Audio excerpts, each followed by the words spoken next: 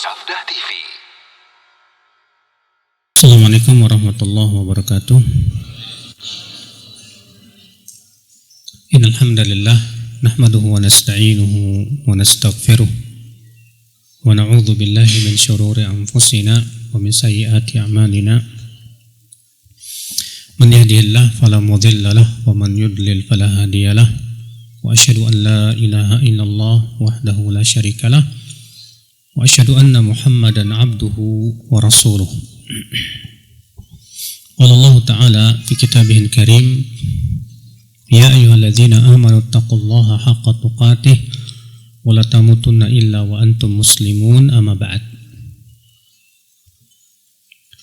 Saudaraku seiman, insyaallah kita akan memulai kajian kitab Riyadhus Shalihin yang ditulis oleh Al-Imam An-Nawawi. Namun sebelum kita masuk ke kitab Riyadhus Shalihin, kita akan sedikit berkenalan dengan penulis bukunya, yaitu Al-Imam An-Nawawi. Siapa Imam An-Nawawi? Al-Imam An-Nawawi bernama Yahya bin Sharaf bin Murri. Yahya bin Sharaf bin Murri bin Hasan bin Husain bin Muhammad bin Jum'ah bin Hizam. Itu namanya ya. Yahya bin Sharaf bin Murri. Beliau punya kunyah. Apa sih kunyah itu, Pak? Kunyah itu artinya ya yang nisbat kepada abu atau ibnu. Ya. Kunyah beliau itu Abu Zakaria. Dan kunyah itu termasuk sunnah ya. Rasulullah SAW kunyahnya siapa? Ada yang tahu? Abul Qasim, betul. Abu Bakar kunyahnya siapa? Ya Abu Bakar. Abu Bakar itu kunyah. Nama beliau Abdullah bin Atiq. Tapi lebih terkenal dengan kunyahnya. Kalau Umar kunyahnya siapa? Abu Hafs. Ya. Nah ini para sahabat semuanya punya kunyah. Para ulama demikian. Imam Syafi'i rahimahullah kunyahnya Abu Abdillah. Imam Bukhari kunyahnya Abu Abdillah. Iya. Dan kita dianjurkan juga punya kunyah. Antum kunyahnya apa? Abu Khalis. Oh, Masya Allah. Udah kunyahnya apa udah? Abu Gosok. Jangan dong.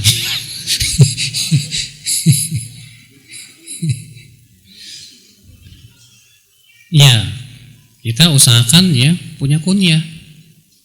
Karena memang mengikuti perbuatan Rasulullah dan para sahabatnya. Dan Imam Nawawi, beliau itu kunyahnya Abu Zakaria. Padahal beliau sampai meninggal dunia itu tidak menikah. Makanya beliau itu termasuk ulama jomblo, Mas. Ya, yang tidak menikah sampai meninggal dunia. Ya qadarullah. Kemudian beliau itu diberikan gelar oleh para ulama Muhyiddin. Muhyiddin artinya yang menghidupkan agama. Tapi beliau tidak suka diberikan gelar ini, Pak. Iya, sampai beliau mengatakan la aj'alu fi hillin man laqabani Muhyiddin. Aku tidak akan memaafkan orang yang menggelariku dengan Muhyiddin. Iya, karena ini gelar Masya Allah, Muhyiddin artinya menghidupkan apa? Agama. Beliau ya merasa tidak pantas dengan gelar tersebut karena ketawaduannya. Padahal beliau pantas sebetulnya ya untuk memiliki gelar tersebut. Beliau dinisbatkan kepada kakeknya Al-Hizam bin Hizam, itu kakek yang paling tinggi. Adapun Nawawi itu nisbat kepada desa namanya Nawa. Ya. Nawawi itu nisbat kepada desa bernama apa? Nawa. Disitulah beliau dilahirkan. Di mana beliau ya lahir pada pertengahan Muharram di tahun 631 Hijriah. Beliau lahir di pertengahan Muharram di tahun 631 Hijriah di desa namanya Nawa tadi, Pak. Nawawi itu nisbat. Ya. Nawawi itu apa? Nisbat, bukan nama, ingat. Bukan apa? Bukan nama. Tapi nisbat kepada desa namanya apa? Nawa. Dinisbatkan jadi Nawawi. Ya. Ini termasuk salah satu kabupaten dari kota Damaskus, Suriah.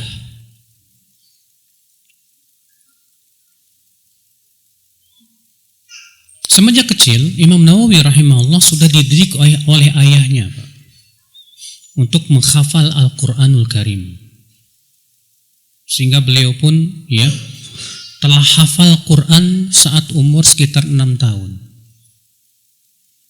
Memang ya para ulama terdahulu rata-rata sudah dididik sama orang tuanya untuk hafal Quran dulu dari semenjak kecil, Masya Allah.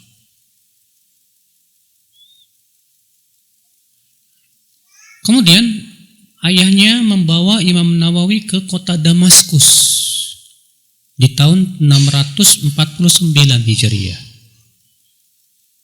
Ya, Imam Nawawi dibawa oleh ayahnya tahun 649 Hijriah. Berarti umur berapa tuh, Pak? Lahir 631, kemudian dibawa berapa? 18 tahun. Kemudian ayahnya pun kemudian ya menitipkan Imam Nawawi di sebuah pesantren, istilahnya begitulah, yang bernama pesantren Ruwahiyah. Pesantren apa? Ruwahiyah, yang saat itu memang pesantren tersebut sangat terkenal sekali dengan ulama-ulamanya. Ya. Maka beliau subhanallah akhul Islam memang diberikan oleh Allah kecerdasan yang luar biasa. Dalam waktu 4 bulan beliau sudah berhasil menghafal kitab Al-Muhadzab yang ditulis oleh Imam Asy-Syirazi, Asy-Syafi'i. Ya.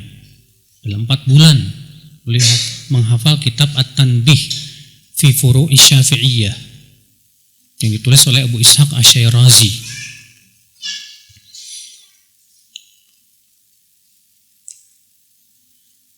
Dan beliau subhanallah ya akhi, di umurnya yang masih belia, umur 21 tahun, sudah menguasai banyak ilmu-ilmu syariat. Sudah menguasai ya banyak hafal Al-Quran. Al-Quran sudah hafal ya, hadis Nabi SAW, bahasa Arabnya dengan sastranya. Demikian pula ilmu hadisnya. Demikian pula ya ilmu-ilmu ya usul fikih dan yang lainnya. Sehingga subhanallah ya akhal Islam, di saat umur yang masih muda itu beliau sudah diizinkan oleh para gurunya untuk mengajar. Untuk apa? Mengajar. Maka beliau dalam seharinya mengajar 12 pelajaran. Ya. Mengajar dalam fikih, mengajar kitab Al-Wasit, mengajar kitab Al-Muhadzab, mengajar kitab Al-Jam'u Bainas Sahihain, juga mengajar kitab Sahih Muslim, dan beliau kemudian mempunyai syarah Sahih Muslim. Beliau juga mengajar kitab Al-Luma, ya karya Ibnu Jinni. Demikian pula mengajar kitab Islahul Mantiq dalam bahasa Arab. Demikian pula ilmu sharaf, usul fikih. Demikian pula ilmu hadis. Demikian pula usuluddin. Itu beliau subhanallah menguasai seluruhnya. Ini kehebatannya beliau. Memang yang namanya ulama pasti biasanya jenius, Pak. Gak ada ulama yang bolot, gak ada, Pak. Adapun cerita tentang Ibnu Hajar yang tersebar di kalangan masyarakat ya, saya pernah mendengar itu ada penceramah yang mengatakan kenapa disebut Ibnu Hajar. Ibnu Hajar itu katanya anak batu. Jadi tadinya katanya otaknya itu belat katanya. Dia susah ngapalin katanya. Sampai dia melihat ada air netes di atas batu, lama-lama bolong. Lalu Ibnu Hajar berpikir kalau batu aja bisa bolong dengan terus, masa saya nggak bisa? Akhirnya dia pun berusaha terus. Ini dongeng, Pak, ngabobodo budak cengeng. Karena Ibnu Hajar itu disebutkan kalau baca buku 3 kali hafal langsung. Masa kayak ginian belet? Hajar itu adalah nama kakeknya. Bukan karena anak batu ya. Gara-gara ngelihat batu itu. Enggak ini. Ya, kita ini terkadang Pak dari kecil udah dikasih cerita-cerita yang aneh gitu, Pak. Ya. Ibnu Hajar al-Asqalani rahimahullah terkenal kejeniusannya, Pak. Kecerdasannya. Makanya para ulama, Masya Allah, mereka rata-rata jenius, Pak. Ya. Imam Syafi'i sekali dengar gak pernah lupa lagi. Sampai Imam Syafi'i kalau pergi ke pasar itu ditutup telinganya pakai kapas, Pak. Ketika ditanya kenapa, kata Imam Syafi'i, aku kalau mendengar ucapan tidak pernah lupa lagi. Aku takut saya mendengar kata-kata yang tidak baik, sehingga aku tidak lupa. Imam Bukhari kalau di majelisnya itu nggak pernah bawa buku, nggak pernah nyatat, Pak. Langsung hafal gitu aja, sampai murid-muridnya yang lain tuh ya menyalahkan Imam Bukhari. Hai Bukhari, kamu tidak mencatat, ya. Tiap hari ditegur, kamu kok nggak mencatat? Sampai akhirnya Imam Bukhari menantang. Baik, kata Imam Bukhari, sudah berapa ribu hadis yang disampaikan oleh guru kita dari hari pertama. Yang nyatet bingung, Pak, ngitung satu-satu gitu. Kata Imam Bukhari sudah 15.000 hadis.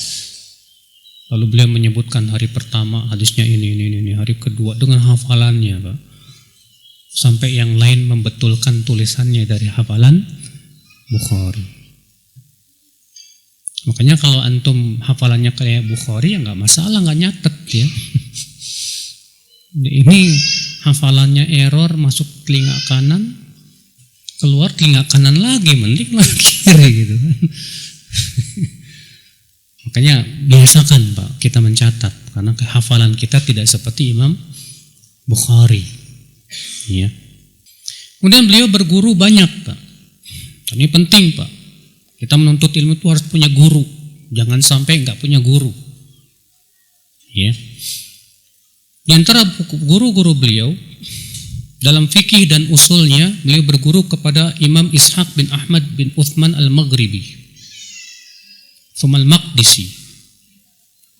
Demikian pula berguru kepada Imam Abdurrahman bin Nuh bin Muhammad al-Maqdisi. Dan banyak lagi. Kalau saya sebutin satu-satu banyak banget. Dalam ilmu hadis, beliau berguru kepada Al-Imam Abdurrahman bin Salim bin Yahya Al-Ambari. Juga berguru kepada Imam Abdul Aziz bin Muhammad bin Abdul Muhsin Al-Ansari. Demikian pula berguru kepada Imam Khalid bin Yusuf An-Nabulsi dan yang lainnya. Dalam nahwu dan bahasa Arab, beliau berguru kepada Imam Syekh Ahmad bin Salim Al-Misri dan Al-Iz Al-Maliki. Dan banyak lagi guru-guru beliau yang lainnya. Nah, ini dari sini kita bisa petik, Pak. Jangan sampai kita menuntut ilmu tanpa apa? Guru. Kalau cuma sebatas baca buku tanpa ada guru, kemungkinan salah besarnya itu ada. Kenapa? Karena kita mengandalkan apa? Pemahaman kita. Ya. Beliau punya murid juga banyak, Masya Allah. Di antara murid-murid beliau Sulaiman bin Hilal al-Ja'fari. Ya, di antaranya juga Ibnu al-Attar Alauddin Ali bin Ibrahim. Ya, di antaranya juga Syamsuddin Ibnu Naqib dan yang lainnya dari para ulama.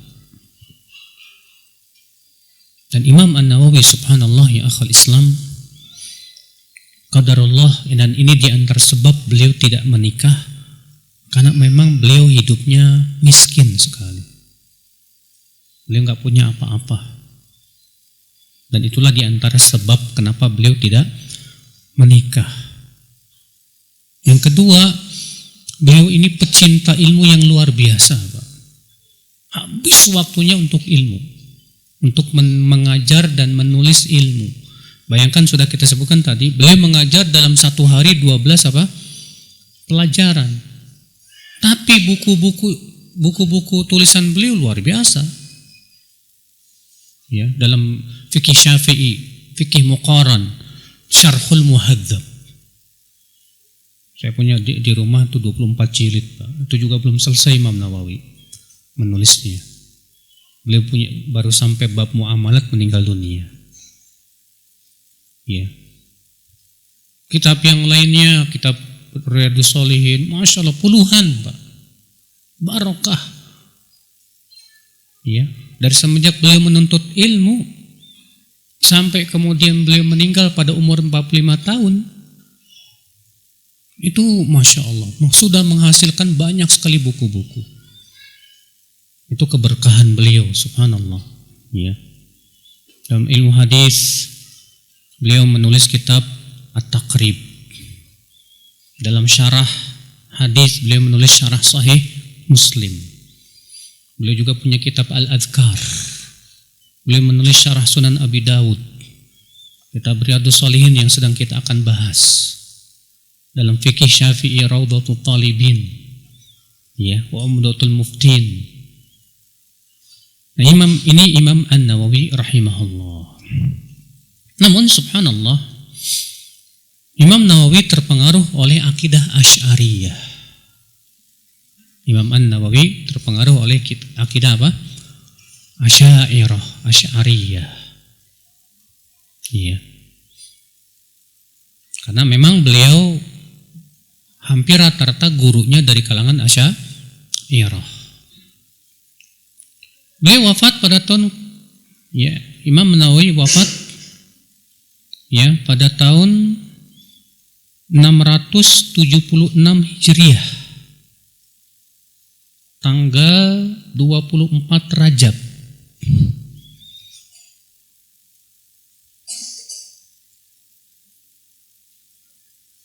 Tanggal 24 Rajab. Berarti umur beliau berapa tadi? 45 tahun saja. Tapi makmur dengan ilmu, ya, dan mengajarkan ilmu. Taib akhul Islam, semoga Allah merahmati beliau, mengampuni dosa-dosa beliau, mengangkat derajat beliau. Dan subhanallah, kitab-kitab Imam Nawawi itu manfaatnya buat kaum muslimin banyak banget, Mas. Kitab Al-Arba'in An-Nawawiyah yang sering kita dengar, Pak. Padahal kitab yang mengumpulkan 40 hadis itu ratusan loh, Pak. Iya. Kitab Arba'in itu ratusan. Tapi subhanallah yang paling dikenal sampai detik ini adalah kitab itu Al-Arba'in An-Nawawiyah. Kitab Riyadhus Shalihin.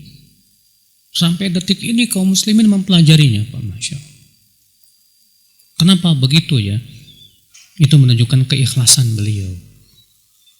Ya, dalam menulis buku.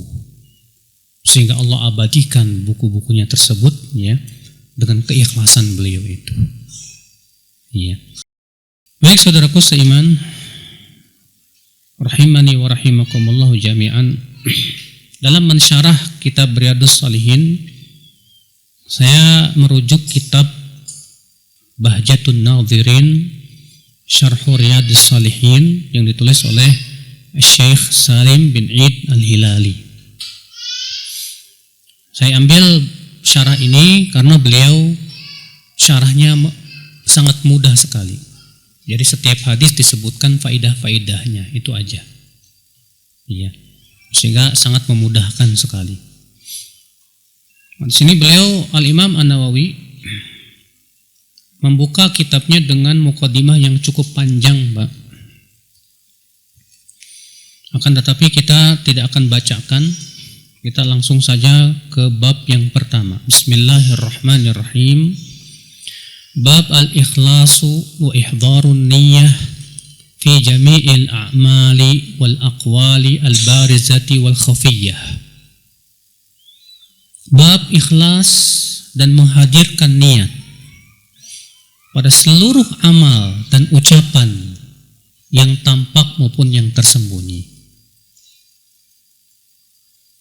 Sini beliau mengatakan, ya, membuka bab Riyadhus Shalihin itu dengan pentingnya keikhlasan dan niat, Pak. Karena itu memang pondasi apa? Amal. Amal kalau tidak ikhlas tidak akan diterima oleh Allah Subhanahu wa taala. Apa itu ikhlas? Kata Syekh Salim, wa huwa an yurada bil amali wajha Allah taala la ghairah. Ikhlas adalah mengharapkan ridho Allah saja. Ikhlas adalah mengharapkan ridho Allah saja. Jadi kalau kita mengharapkan ridho Allah berarti kita apa? Ikhlas. Tapi kalau kita mengharapkan ridho Allah dan ridho manusia, itu namanya enggak ikhlas, Pak. Sebagian orang ada yang punya pemahaman begini. Kalau saya mengamalkan karena terpaksa berarti kurang ikhlas. Ini salah, Pak. Ya. Antum ketika mengamalkan suatu amalan dengan terpaksa, tapi karena mengharapkan wajah Allah saja, tetap ikhlas. Karena memang yang namanya kita kan memang harus memaksa diri kita untuk beramal apa? Soleh. Kalau kita nggak maksa nih, jiwa kita ini senangnya males-malesan, Pak. Iya enggak? Iya. Maka dari itulah saudaraku, ikhlas itu tidak sama dengan tidak terpaksa, salah. Ikhlas itu artinya hanya mengharapkan keridhaan Allah saja, tidak mengharapkan yang lainnya. Makanya hal-hal yang bisa merusak keikhlasan apa, Pak? Yang pertama, riya. Riya, mengharapkan pujian manusia. Yang kedua apa? Hubbu syuhrah, senang ketenaran. Pengen tenar, biar namanya menjulang, terkenal, dan yang lainnya. Iya. Di antaranya apa lagi, Pak? Yang merusak keikhlasan. Jadi antaranya yaitu iradatud dunya. Mengharapkan kehidupan dunia dari amal. Contoh misalnya kita sholat duha, niat utamanya biar rezekinya lancar, ya. Kita sholat tahajud, niat utamanya biar kedudukannya naik, misalnya. Nah kalau sudah seperti ini berarti kita tidak ikhlas, Pak. Ya, tidak ikhlas. Nah ini saudaraku, jadi hati-hati ya. Jangan sampai kita ini kena penyakit-penyakit tadi. Karena penyakit-penyakit tersebut bisa membatalkan apa? Amal, ya akhi. Hati-hati. Kemudian beliau membawakan firman Allah dalam surat Al-Bayyinah ayat 5. Allah berfirman, "Wa ma umiru illa liya'budullaha mukhlishina lahud-din hunafa wa yuqimus shalah wa yu'tuz zakah wa dzalika dinul qayyim." Dan tidaklah mereka diperintahkan kecuali agar beribadah kepada Allah dengan mengikhlaskan agama ini untuknya dengan hanif. Mereka mendirikan sholat dan membayar zakat, dan itulah agama Allah yang qayyimah. yang lurus. Kata Syekh Salim, yukhbirullahu ta'ala annahu amara ibadahu bitauhidihi fala ya'buduna ma'ahu ghairah ma'ilina an jami'il adyanil batila ila dinil Islam. Di sini Allah mengabarkan bahwa kewajiban hamba adalah mentauhidkan Allah, memurnikan ibadah hanya untuk siapa? Allah saja. Dan wajib kita berpaling dari semua agama-agama kesyirikan, Pak, yang mereka itu mempersekutukan Allah subhanahu wa ta'ala. Makanya akal Islam kalau kita perhatikan, semua agama pasti mempersekutukan Allah, kecuali Islam. Ya, Yahudi mengatakan Uzair anak Allah, Nasrani mengatakan Nabi Isa anak Allah. Dan kita lihat semua agama-agama semua menyeru kepada kesyirikan. Tapi untuk Islam lah. Iya. Karena memang agama kita adalah agama tauhid, agama yang dibawa oleh para nabi dan rasul. Kemudian dia membawakan firman Allah surat Al-Hajj ayat 37. Allah Ta'ala berfirman, la yanalallaha luhumuha wala dima'uha walakin yanaluhu taqwa minkum. Tidak akan sampai kepada Allah daging kurban, tidak pula darahnya. Tapi yang sampai kepada Allah itu apa? Ketakwaannya. Ya. Kata Syekh Salim, yukhbirullahu ta'ala annahu syara'a lakum nahru hadhil hadaya ad-dhuhaya litadhkuruhu inda dzabhiha. Di sini Allah mengabarkan bahwa syariat korban itu, Pak, tujuannya adalah ibadah nyembelihnya, bukan apa? Bukan dagingnya. Makanya ibadah kurban itu yang paling agung apalah?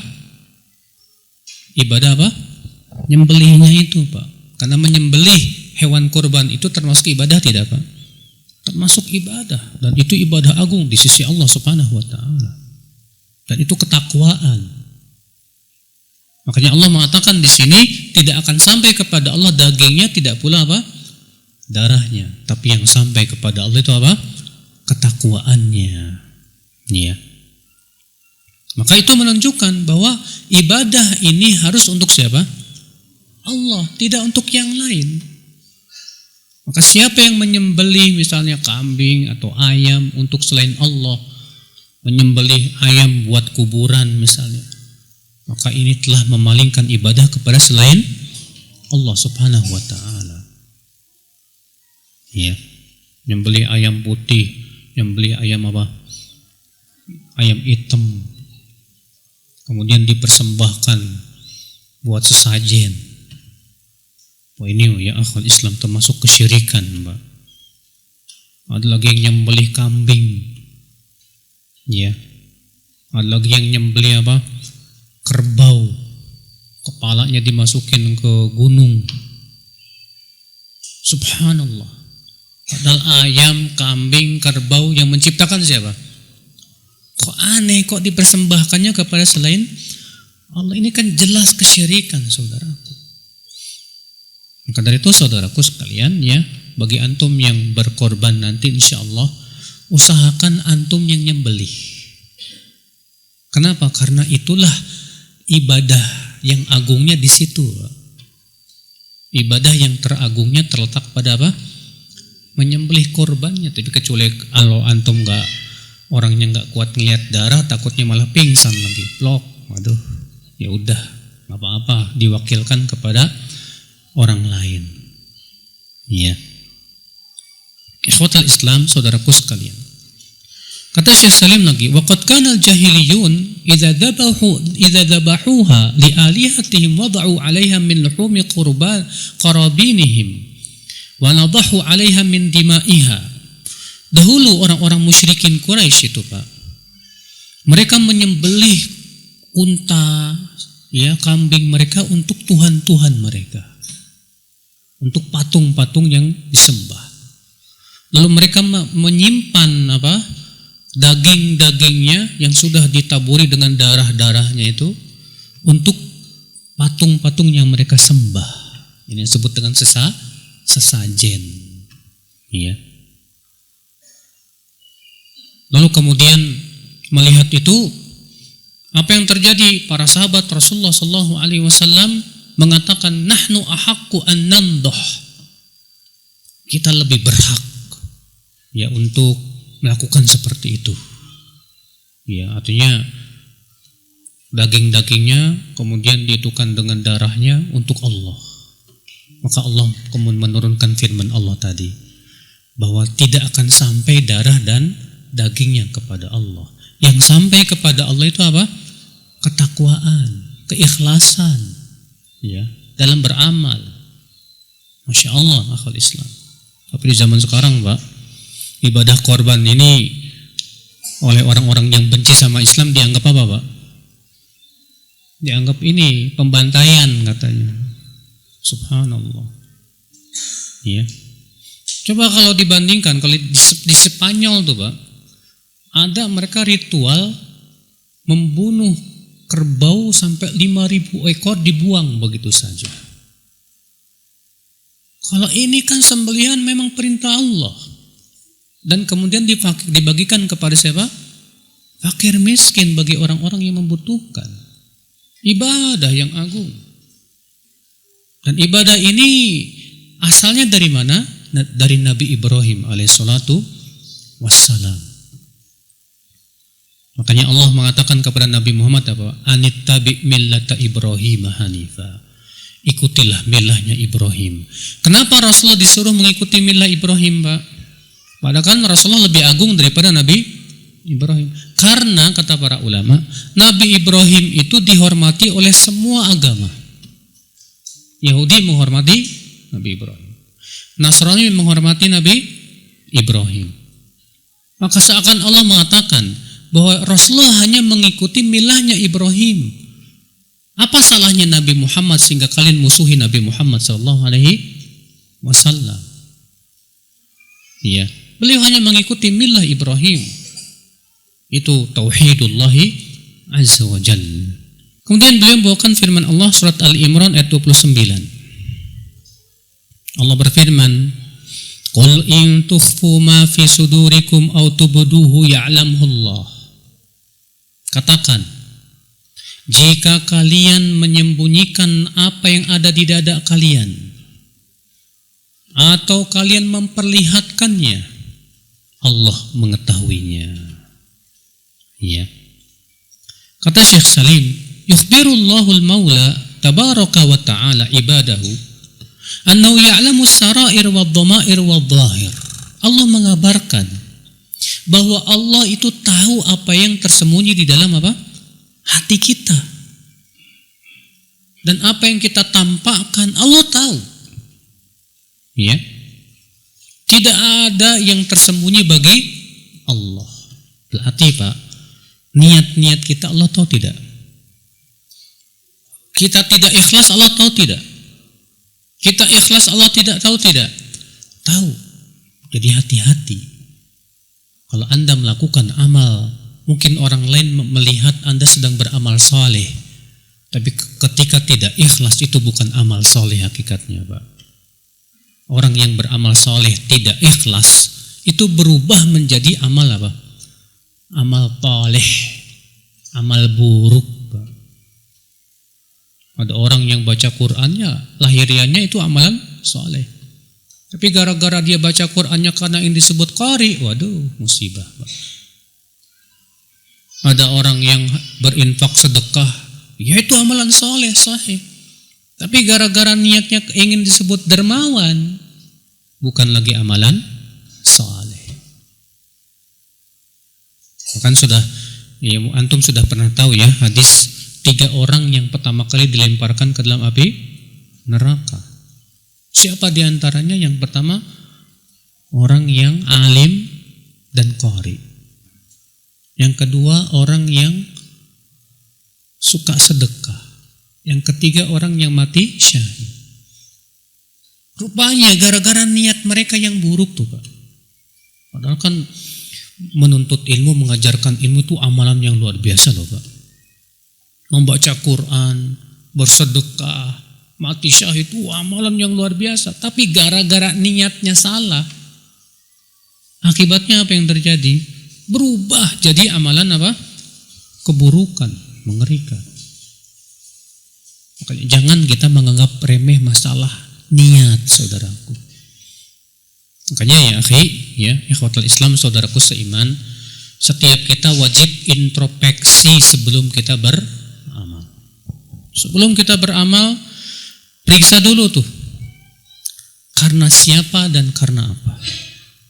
Apa motivasi kita dalam apa? Beramal. Hati-hati. Supaya apa? Supaya amal soleh tidak berubah menjadi amal apa? Keburukan tadi, saudaraku sekalian. Iya. Tapi alhamdulillah Pak, kata Syekh Utsaimin rahimahullah, riya itu tidak berpengaruh apabila munculnya setelah beramal. Kapan riya itu berpengaruh? Kalau munculnya sebelum dan ketika beramal. Adapun kalau amalnya sudah selesai, lalu muncul riya, kata Syekh Utsaimin, tidak berpengaruh. Yang berpengaruh setelah selesai beramal itu apa? Ujub.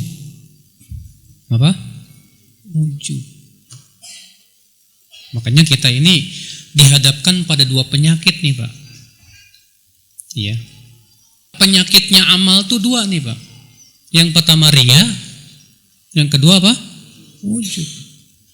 Riya kalau ada sebelum dan ketika, batal tuh amal. Setelah selesai amal, riya tidak berpengaruh. Muncul ujub, Masya Allah. Merasa bangga diri dengan banyaknya amalan soleh, batal udah. Dan Ibnu Qayyim mengingatkan akhi, bahwa yang terpenting dalam beramal itu adalah menjaga jangan sampai dibatalkan sama Allah. Jangan sampai amal kita apa? Dibatalkan oleh Allah Subhanahu wa taala. Iya, ngeri soalnya. Capek-capek beramal, di hari kiamat ternyata apa? Hancur. Ya, dibatalin sama Allah Subhanahu wa taala.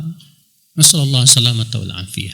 Baik, akhi, kita sekarang masuk hadis yang pertama, kitab Riyadhus Shalihin. Hadis yang pertama, hadis Umar ibn Khattab an Amirul Mukminin Abi Hafs Umar ibn Khattab bin Nufail bin Abdul Uzza bin Rabah bin Abdullah bin Qurb bin Razah bin Adi bin Ka'ab bin Lu'ay bin Ghalib al-Qurashi al-Adawi radhiyallahu anhu qala Rasulullah sallallahu alaihi wasallam qala sami'tu Rasulullah sallallahu alaihi wasallam yaqul innamal a'malu binniyat. Ini udah pada hafal semua kayaknya. Wa innama likulli imri'in ma nawa. Faman kanat hijratuhu ila Allah wa rasulih fa hijratuhu ila Allah wa rasulih.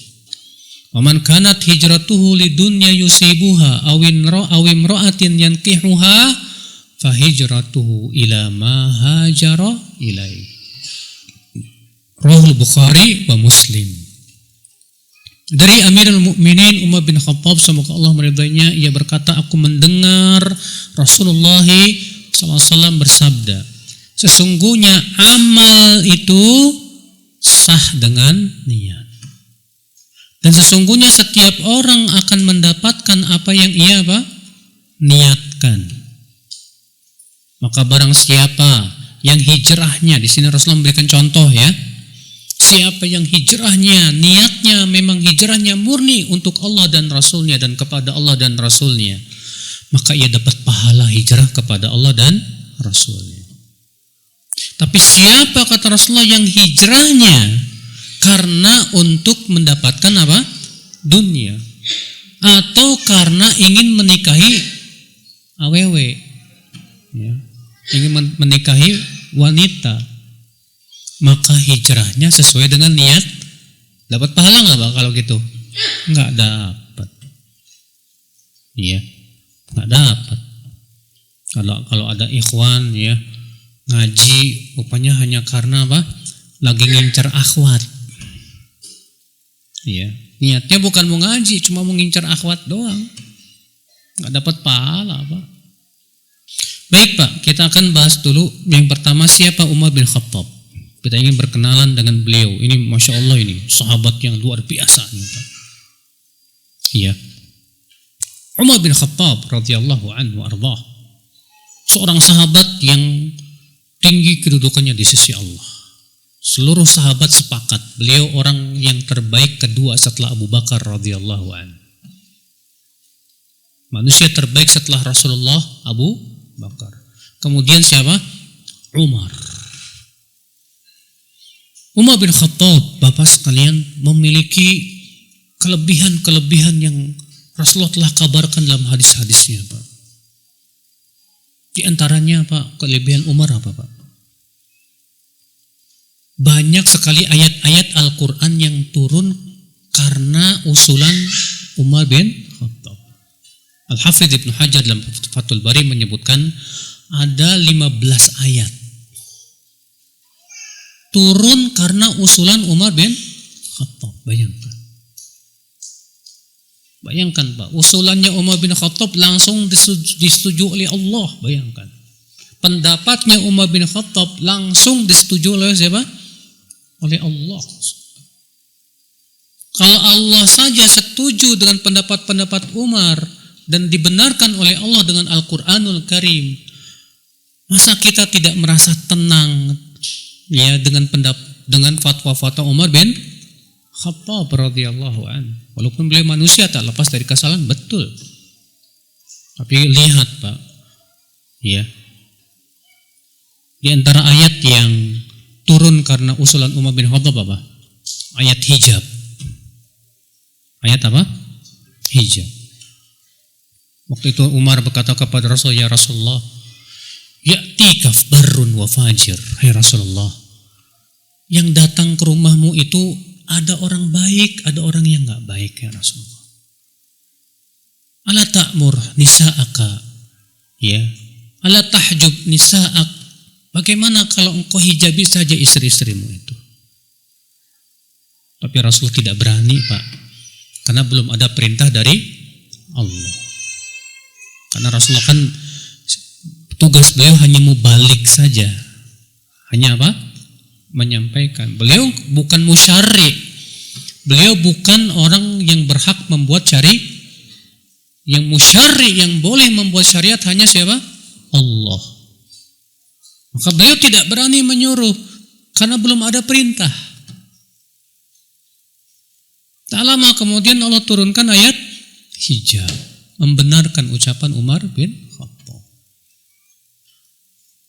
Ketika beliau tawaf bersama Rasulullah SAW, Umar mengatakan, ya Rasulullah, ala nattakhidhu maqam Ibrahim musalla. Bagaimana kalau maqam Ibrahim ini kita jadikan tempat sholat, ya Rasulullah? Allah menurunkan firman-Nya membenarkan ucapan Umar. Ya. Dalam surat Al-Baqarah itu. Ketika Rasulullah bermusyawarah di perang Badar, Pak, tentang tawanan Badar ini, kira-kira diapain nih? Semua sahabat mengatakan, "Hai Rasulullah, bagaimana kalau kita ambil tebusan saja buat mereka?" Umar mengatakan, "Tidak, hai Rasulullah. Ya, dibunuh semuanya." Allah turunkan firman, Allah membenarkan Umar.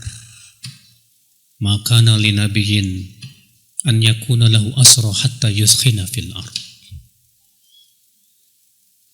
Ketika Rasulullah mau mensolatkan siapa? Tokohnya orang munafik tuh, Pak, Abdullah bin Ubay bin Salul.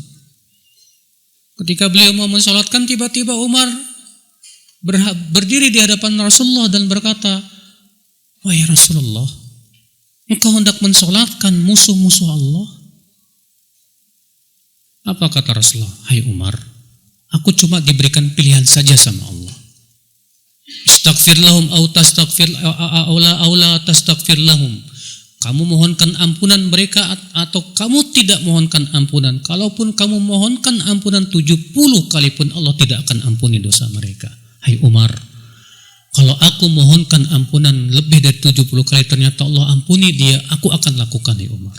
Kenapa? Karena Rasulullah orangnya sangat kasih sayang pada umatnya. Tak lama kemudian Allah turunkan firman Allah, wala tusalli ala ahadin minhum abada wala taqum ala qabrih. Jangan sekali-kali kamu mensolati mereka dan jangan sekali-kali kamu berdiri di kuburannya. Membenarkan sikap Umar. Masya Allah. Bayangkan Pak. Makanya Rasulullah bermimpi Pak. Kata Rasulullah, ra'aitu ka'anni ashrabul laban. Aku bermimpi minum susu. Sampai kata Rasulullah, aku merasakan kenyangnya itu sampai ke jari-jariku, kata Rasulullah. Summa a'taitul fadlata Umar ibn Khattab. Lalu aku berikan sisanya kepada Umar bin Khattab. Ketika ditanya, ya Rasulullah, apa takwil mimpimu? Kata Rasulullah, ilmu. Masya Allah. Makanya kalau antum mimpi, dalam mimpi itu antum minum susu, itu tandanya antum akan diberi oleh Allah apa? Ilmu. Rasulullah SAW ketika Isra dan Mi'raj, beliau masuk ke surga Pak. Lalu Rasulullah melihat istana yang megah luar biasa. Lalu Rasulullah melihat ada seorang pelayan wanita di depan istana tersebut. Lalu Rasulullah bertanya, ini istana milik siapa? Ini milik Umar bin Khattab. Kata Rasulullah, ya, aku ingat Umar itu penjemburu. Aku segera pergi. Iya. Masya Allah. Ternyata Umar sudah dijamin masuk surga. Umar, Abu Bakar, Utsman, Ali sudah dijamin masuk surga Pak. Para sahabat, tapi aneh Pak. Tidak ada satupun mereka yang sudah dijamin masuk surga yang merasa dirinya, wah saya udah wali nih, udah surga nih. Tak kayak zaman sekarang Pak. Ya, merasa wali. Waduh. Orang semua selalu cium tangan Allah. Wah, ini wali nih. Ya. Udah kunci surga milik dia ada. Padahal nggak ada dalilnya kalau dia bakalan masuk. Ini yang udah jelas loh. Rasulullah sudah katakan Abu Bakar di surga, Umar di surga, Utsman di surga, Ali di surga. Lihat ibadah mereka luar biasa. Sampai Umar berkata, andaikan ibu Umar tidak melahirkan Umar. Masya Allah. Ya. Padahal beliau sudah dijamin masuk apa? Surga. Memang pantas. Mereka dengan banyaknya amal, dengan kekuatan iman dan yang lainnya tidak tertipu Pak. Masya Allah. Nggak kayak kita. Bayangkan kalau kita yang udah dapat jaminan surga. Alah. Ya. Jadi ujubnya minta ampun lah Pak. Ya. Allahul musta'an wal itiklan. Nah ini saudaraku seiman, rahimani wa rahimakumullahu jami'an. Umar bin Khattab meninggal dunia dalam keadaan beliau mati syahid. Dan itu doa Umar. Umar berdoa, ya Allah, wafatkan aku di kota Madinah, di kota nabimu, dalam keadaan mati syahid. Para sahabat merasa heran, kok kamu doanya aneh? Ingin mati syahid tapi pengen wafat di mana? Di kota Madinah. Ternyata Allah kabulkan. Ketika beliau sholat subuh ditusuk oleh orang Majusi.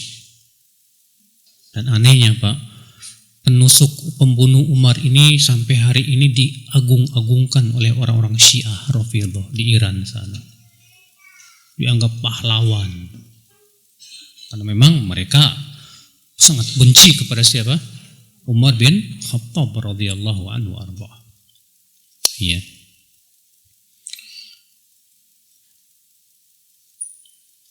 Kata Umar bin Khattab, aku mendengar Rasulullah SAW bersabda, ketahuilah akhi, ini hadis tidak ada yang meriwayatkan dari Umar kecuali ya seorang tabi'in saja. Ya, saya lupa namanya, Waqqas al-Laythi. Saya lupa ya. Yang meriwayatkan dari Umar ini, siapa yang ada yang ingat nggak? Allah, saya lupa ya. Sehingga para ulama mengatakan bahwa ini termasuk hadis ahad. Hadis apa? Ahad. Karena tidak ada yang meriwayatkan hadis ini dari para sahabat kecuali Umar. Dan tidak ada yang meriwayatkan dari Umar kecuali seorang tabi'in saja. Ini disebut dengan hadis gharib mutlak. Hadis gharib apa? Mutlak. Dan subhanallah, siapapun Anda yang belum mempelajari Sahih Bukhari, Imam Bukhari itu memulai bukunya dengan hadis gharib mutlak dan mengakhiri bukunya juga dengan hadis gharib mutlak. Seakan Imam Bukhari ingin membantah orang-orang yang menolak hadis ahad. Siapa itu? Yang pertama kalangan Mu'tazilah. Kalau Mu'tazilah keyakinannya apa? Hadis ahad tidak diterima sama sekali. Mereka hanya menerima hadis mutawatir. Kelompok yang kedua apa? Asy'ariyah. Mereka mengatakan hadis ahad tidak diterima dalam akidah. Hanya diterima dalam apa? Hukum saja. Iya. Adapun Ahlus Sunnah wal Jamaah meyakini hadis ahad selama sahih wajib kita berhujjah dengannya. Nah ini saudaraku sekalian. Baik. Rasulullah SAW bersabda, innamal a'malu binniyat. Sesungguhnya amal itu hanyalah dengan apa? Niat. Apa yang dimaksud dengan amal di sini, saudaraku, kata Imam Ibnu Hajar, amal yang dimaksud di sini itu amalan lisan dan amalan anggota badan. Kenapa? Karena amalan hati tidak membutuhkan niat. Amalan hati tidak membutuhkan apa? Niat, kata beliau. Iya. Sementara sebagian ulama mengatakan bahwa amalan hati pun butuh niat.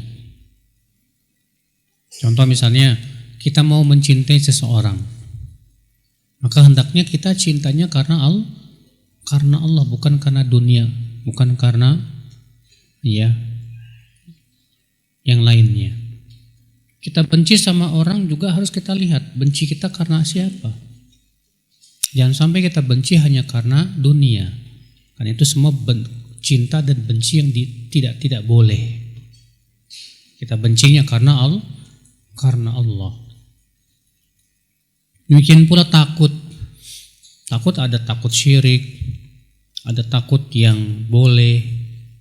Maka jenis takut kita yang mana ini? Tetap kita harus juga jangan sampai takut kita bukan karena Allah. Saudara seiman,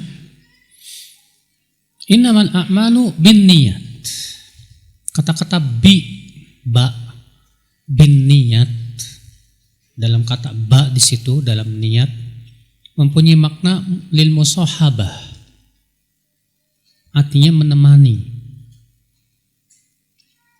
Sehingga diambil faidah oleh para ulama bahwa itu menunjukkan bahwa niat itu harus menemani apa?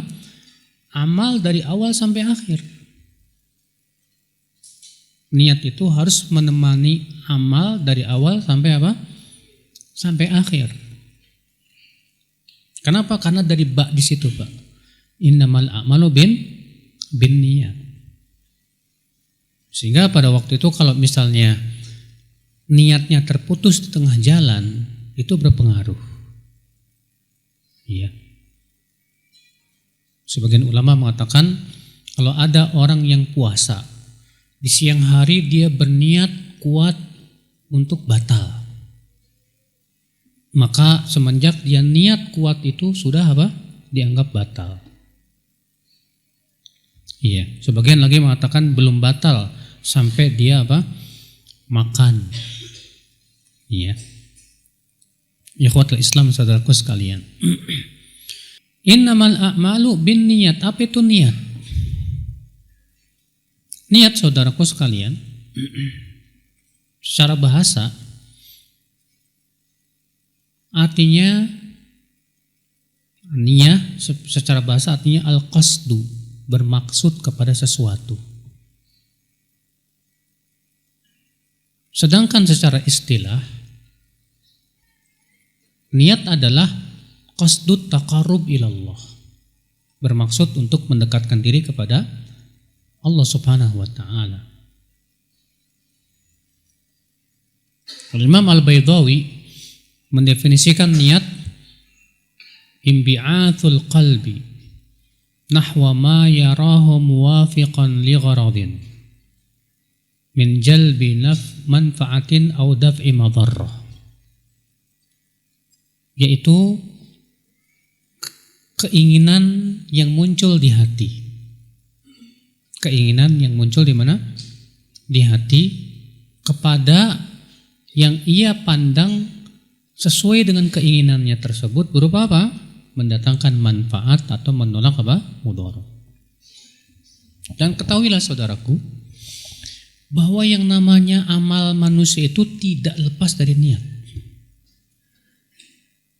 Sampai kata Imam Ibnul Jauzi, kata Ibnu Qayyim, kalau kita diberikan beban untuk melakukan perbuatan tanpa niat, tentu itu pembebanan yang susah, bahkan mustahil. Coba, anak tugaskan antum, mas, silakan minum tanpa niat. Mungkin enggak? Susah. Kecuali kalau antum ngelindur. Kalau orang ngelindur, tidur, tiba-tiba minum tanpa niat, mungkin enggak? Tanpa niat itu ngelindur namanya. Tapi kalau dalam keadaan kita sadar, ya, tidak mungkin perbuatan kita lepas dari apa? Niat. Pasti ada keinginan sebelumnya, Pak. Mau makan, ada keinginan sebelumnya. Mau minum, nggak pernah misalnya antum berkata, Ustadz tadi saya minum tanpa niat loh Ustadz. Gimana? Tiba-tiba tangan saya gerak sendiri Ustadz. Tiba-tiba mulut saya calangap sendiri. Padahal saya nggak mau loh Ustadz. Mungkin nggak seperti itu mas? Iya. Iya. Kalau seperti itu keadaannya, gerak sendiri tiba-tiba, ya Allah maafkan. Iya. Maka dari itulah ya akhwal Islam, semua perbuatan manusia tidak lepas dari apa? Niat. Bahkan terkadang kita saja sudah tahu niatnya orang. Teman antum bawa anduk, bawa sabun, mau mandi ya mas, kan? Udah tahu niatnya. Iya. Udah pakai peci, pakai sarung, pakai koko, mau sholat zuhur ya? Iya.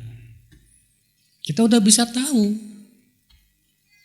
Maka dari itu akhwat Islam, tidak perlu kita untuk mengabarkan niat kita kepada Allah. Karena Allah Maha tahu. Tidak perlu kita sebelum sholat, dia mengabarkan dulu. Ya, usolli fardhu zuhri, aku mau sholat zuhur 4 rakaat, mustaqbilal qiblah, menghadap kiblat karena Allah. Kita katakan akhi, enggak perlu. Kenapa? Pertama, Rasulullah tidak pernah melakukan itu.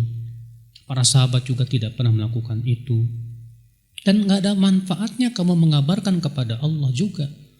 Karena Allah sudah tahu tentang niatmu yang ada di hatimu itu.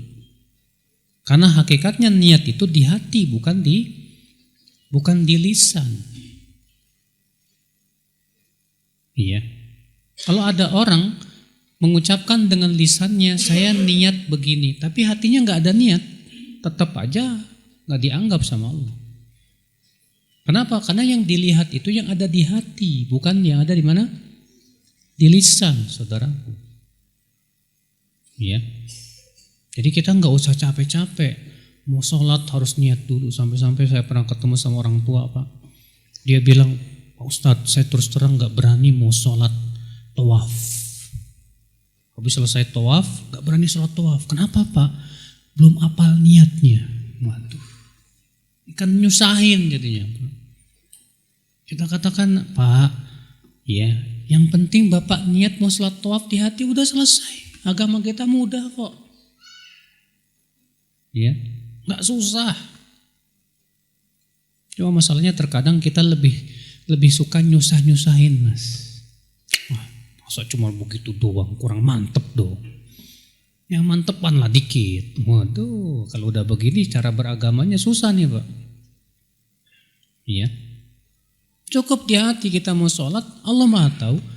Bahkan sudah kita sebutkan tadi, gerakan kita itu tidak lepas dari apa? Niat. Pasti itu otomatis. Iya. Maka para ulama semua sepakat bahwa niat itu tempatnya di mana? Di hati, bukan di lisan, bukan. Memang terjadi khilaf para ulama tentang hukum mengucapkan niat. Iya. Kebanyakan mazhab Syafi'iyah mengatakan disunnahkan. Ini mazhab Syafi'i. Demikian pula sebagian mazhab yang lainnya. Tapi kalau kita melihat perbuatan Rasulullah dan para sahabatnya, tidak ada kita pernah dengar. Bahkan ketika ada sahabat yang gak becus sholatnya aja Pak. Waktu itu Rasulullah sedang duduk di masjid, masuklah sahabat ini, lalu ia sholat dengan cepatnya. Setelah selesai sholat dia datang ke Rasulullah dan mengucapkan apa? Salam. Apa kata Rasulullah? Waalaikumsalam, irji fasalli fa innaka lam tusalli. Balik lagi kamu sholat, kamu belum sholat. Akhirnya sholat lagi dengan cepatnya. Datang lagi ke Rasulullah. Kata Rasulullah, balik lagi kamu, belum sholat. Iya, sholat lagi sampai 3 kali. Akhirnya orang itu berkata, Rasulullah, la uhsin siwa hadza fa'alimni. Aku taunya cuma begini ya Rasulullah. Tolong ajarkan dong aku. Apa kata Rasulullah? Idza qumta ila shalah, ya fastaqbilil qiblah fakabbir. Kalau kamu mau sholat, menghadaplah ke kiblat, lalu takbirlah. Rasulullah tidak katakan, lalu ucapkan niat. Tapi Rasulullah katakan apa? Takbir. Kenapa? Karena niat itu sudah otomatis apa? Ada. Nah ini saudaraku sekalian, ya. Maka ini saya jadi ingat ya sebuah kisah yang lucu ya, yang diceritakan oleh teman saya orang Saudi. Dia pas mau sholat di depannya ada yang usolli fardhu dhuhri 4 raka'atin mustaqbilal qiblah lillahi ta'ala. Pas mau takbir, Allah, kata dia, Pak, kurang. Apa yang kurang? Harinya belum, jamnya belum. Kalian aja yang lengkap Pak. Nah ini akhwal Islam, ya. Jadi yang jelas kita tidak perlu mengabarkan kepada Allah, karena Allah Maha tahu apa yang ada di hati kita. Dan selain itu juga itu memang tidak pernah ada contohnya dari Rasulullah dan para sahabatnya. Kalau itu baik tentu yang pertama kali mengajarkannya siapa? Rasulullah. Kalau itu baik tentu yang pertama kali melakukannya siapa? Rasulullah sallallahu alaihi wasallam. Ya. Nah, kemudian para ulama mengatakan niat fungsinya 2. Fungsi niat ada 2. Yang pertama, membedakan ibadah dengan kebiasaan. Membedakan ibadah dengan apa? Kebiasaan. Membedakan mandi junub dengan mandi pagi biasa, ya dengan niat. Kalau antum mandi junub, antum junub kemudian mandi, tidak ada niat mandi junub, cuma kebiasaan mandi pagi aja, nggak sah. Iya. Fungsi yang kedua, membedakan ibadah satu dengan ibadah yang lainnya. Membedakan ibadah satu dengan ibadah yang lainnya. Untuk membedakan mana sholat subuh, sholat wajib dengan sholat sunnah dengan apa? Dengan niat. Kemudian niat ada dua macam. Niat ada dua macam. Yang pertama disebut dengan niatul idhafah lillahi ta'ala, niat karena Allah. Niat karena Allah. Ini berhubungan dengan keikhlasan. Artinya motivasi buat beramal kita karena Allah atau bukan. Itu disebut dengan niatul idhafah. Yang kedua yaitu niat ta'yin. Niat untuk menentukan amal. Apakah amal ini amal yang wajib atau amal yang sunnah. Kalau yang pertama tadi disebut dengan niatul idhafah, berhubungan dengan keikhlasan. Kalau yang kedua ini niat ta'yin, berhubungan dengan jenis amal yang hendak kita lakukan. Dan dua-duanya penting, Pak. Kalau kita kehilangan keikhlasan, habis, nggak dapat pahala. Kalau kita kehilangan niat ta'yin, percuma, nggak sah ibadahnya. Contoh misalnya, antum mau sholat sunnah tapi niatnya wajib, nggak diterima. Sholat wajib tapi niatnya niat sunnah, nggak diterima. Iya. Nah ini saudaraku sekalian, jadi ini dua macam, ya. Dua macam apa? Niat. Kemudian kita membahas syarat sah niat. Syarat apa? Sah niat. Syarat sah niat ada 4 syarat yang disepakati oleh para ulama, Pak. Ada 4 syarat yang disepakati oleh para ulama. Yang pertama, Muslim. Ini yang dimaksud syarat sah niat ibadah ya Mas ya. Yang dimaksud adalah syarat sah niat ibadah ya, bukan niat mau makan atau mau mandi, bukan, tapi niat untuk apa? Ibadah. Yang pertama Islam. Maka niatnya orang yang kafir tidak diterima dan tidak sah. Atas dasar itu kata Syekh Utsaimin, karena niat ibadah itu harus Islam, maka tidak boleh kita mewakilkan penyembelihan hewan korban kita kepada non-muslim, walaupun itu ahli kitab. Memang betul sembelihan ahli kitab kalau baca bismillah halal tidak, Pak? Halal. Tapi masalahnya ini berhubungan dengan ibadah korban, sedangkan niatnya orang kafir tidak diterima. Iya. Syarat yang kedua, syarat sah niat, al-ilmu bil manwi. Berilmu tentang amal yang diniatkan, apakah hukumnya wajib atau sunnah. Berilmu tentang amal yang diniatkan, dari sisi apakah hukumnya sunnah atau wajib. Jadi kita harus tahu dulu ya, sebelum kita beramal tuh wajib kita tahu dulu hukumnya.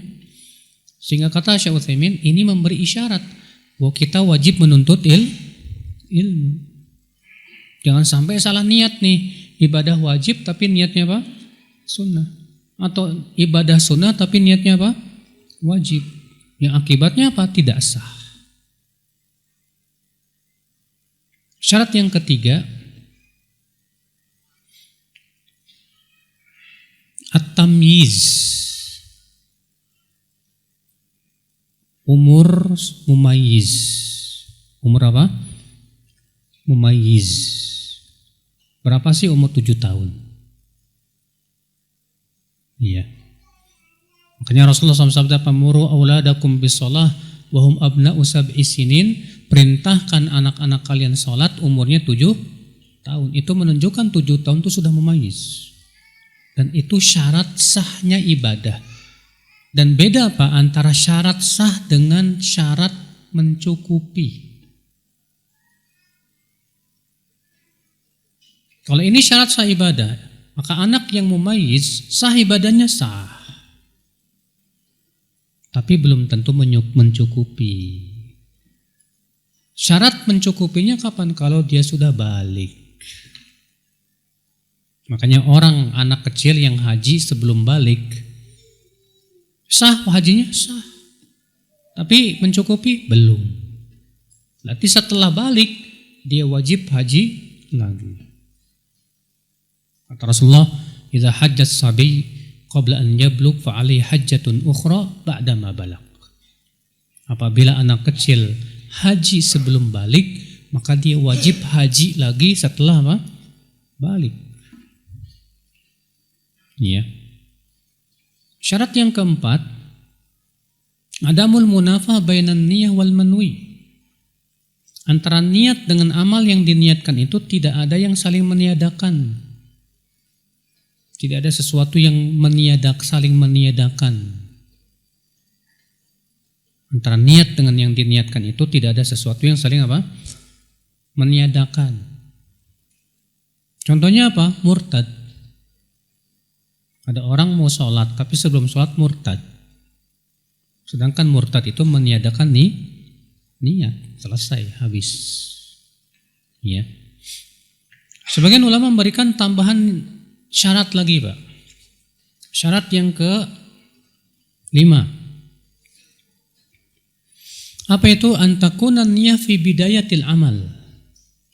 Niat itu hendaknya ada di awal amal, bukan di tengah, bukan di akhir apalagi. Niat itu hendaknya berada di mana? Di awal amal, bukan di tengah, bukan di akhir.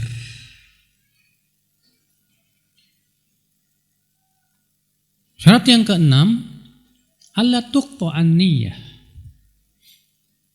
Tidak boleh niatnya terputus. Harus ada niat itu dari awal amal sampai apa? Akhir amal harus ada.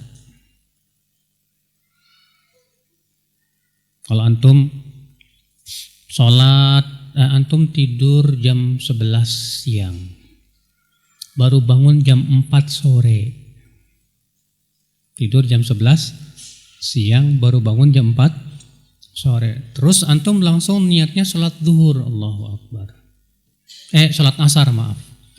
Antum langsung niatnya sholat asar. Pas udah 2 rakaat inget loh, saya kan belum sholat zuhur. Akhirnya antum langsung mengubah apa? Niat dari tengah. Padahal udah 2 rakaat. Kira-kira yang sah yang mana, Pak?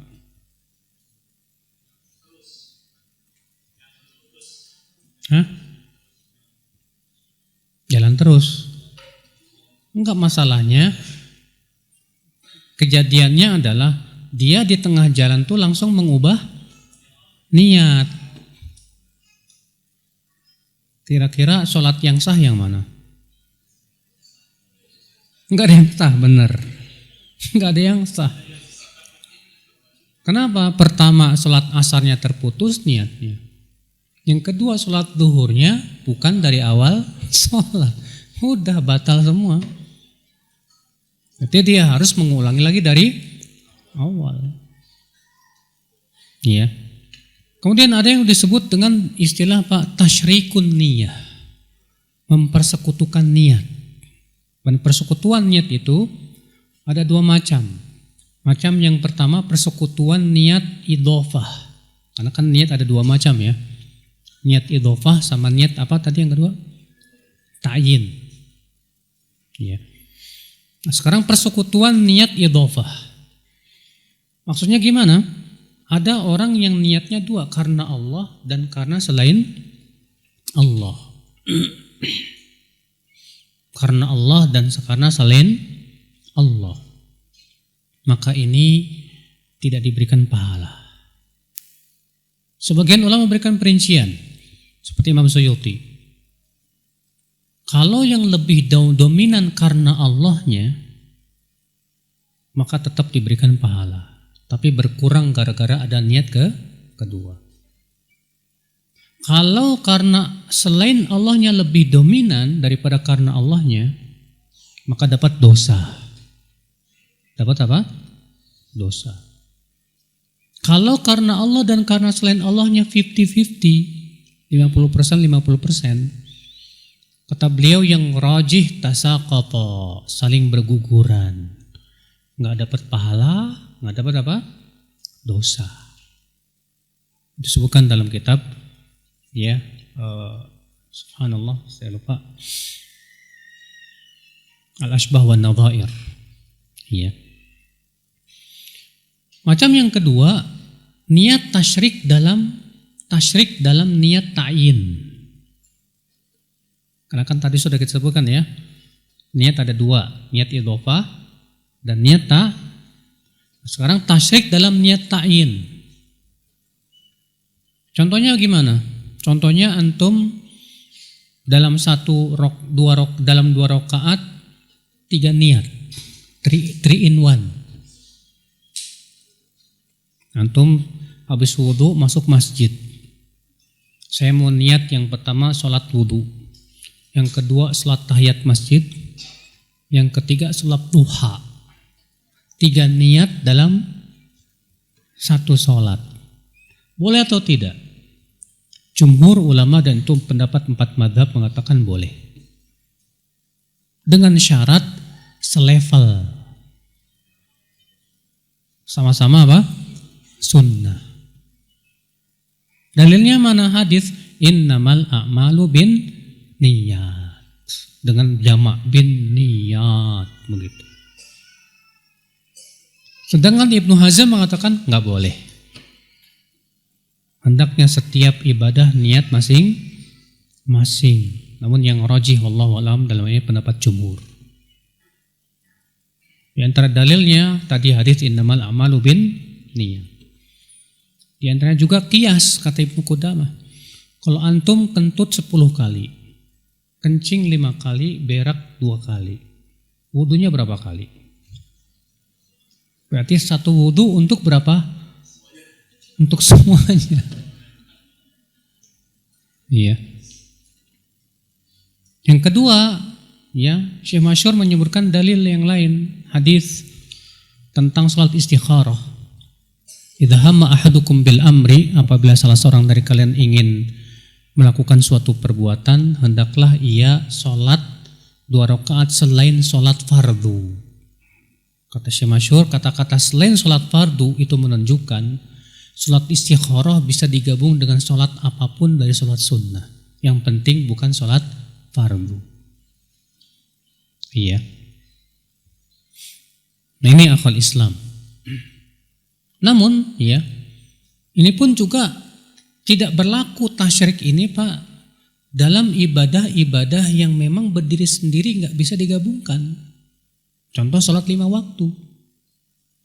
Antum sholat 4 rakaat dengan 2 niat, zuhur dan asar sekaligus, ya nggak bisa lah. Zuhur ya zuhur, asar ya asar. Makanya yang sepertinya tidak berlaku tasyrik. Ya. Sebagian ulama seperti Ibnu Rajab menambahkan lagi, dan juga yang tidak bisa disatukan adalah qadha. Qadha tidak bisa disatukan dengan yang lain. Maka kalau antum niatnya mengqadha puasa Ramadan, tidak bisa disatukan dengan puasa Syawal. Iya. Nah, sekarang jadi pertanyaan, Pak. Antum hari Jumat jima sama istri. Dan antum mau sholat Jumat. Berarti ada 2 mandi ini, Pak. Mandi junub sama mandi apa? Jumat. Boleh enggak digabungin junub sama Jumat? Jumhur mengatakan boleh. Iya. Jadi niat 1 kali mandi, niatnya 2. Mandi junub dan Jumat. Sekarang pertanyaan lagi Pak. Kalau ada orang yang mandi junub doang, gak ada niat mandi Jumat, boleh enggak? Sebagian ulama mengatakan sudah mencukupi. Karena tujuan mandi Jumat adalah untuk kebersihan. Dan itu sudah. Kalau ada orang yang niatnya mandi Jumat tapi enggak ada niat mandi junub, boleh enggak? Enggak bisa. Karena mandi Jumat tidak mencukupi karena mandi junub itu tujuannya untuk menghilangkan hadas besar. Paham enggak? Udah. Iya. Nah, ini akal Islam, saudaraku sekalian. Baik, saya kira cukup dulu sampai di sini ya. Pembahasan hadis innamal a'malu binniyat insyaallah akan dilanjut pada pertemuan yang akan datang. Baik, saya kira cukup sampai di sini. Wabillahi taufik. Assalamualaikum warahmatullahi wabarakatuh.